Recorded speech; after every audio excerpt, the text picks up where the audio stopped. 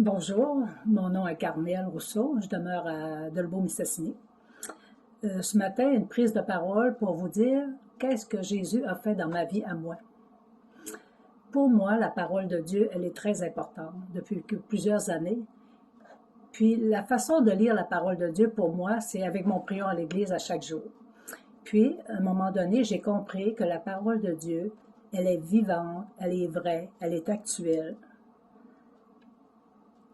Ça, c'est resté, ça a résonné en moi, puis c'est resté là. Puis à un moment donné, dans ma vie, j'ai vécu une grande période de souffrance, la perte d'un enfant. Puis une amie m'a donné, lors de cet événement, un petit pain de vie. Puis le petit pain de vie, ça venait de Saint Matthieu 19, 16, 31. Jésus dit pour les hommes, impossible, mais non pour Dieu, car tout est possible à Dieu. Puis moi, cette parole m'a beaucoup interpellée à comment je vais vivre mon deuil, parce que j'étais dans une grande souffrance, puis le goût de vie était pas fort. Donc, chaque matin, je me prenais un papier, un crayon, puis j'écrivais à Dieu. Je lui disais tout ce que j'avais en dedans de moi, qui était souffrant, tout ce qui me faisait mal. Je pleurais avec lui.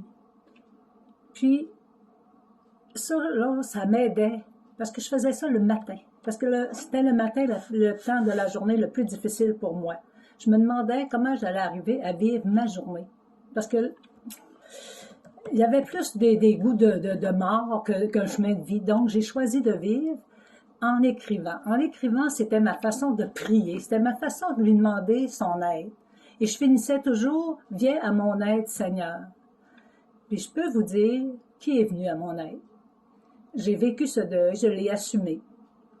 Ça n'empêche pas les douleurs, ça n'empêche pas les souffrances. Mais c'est plus facile parce que je ne les portais pas toute seule. Donc, c'est le petit message que je voulais vous dire.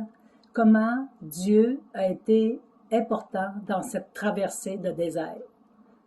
Je vous souhaite une excellente journée et à la prochaine. Bonjour.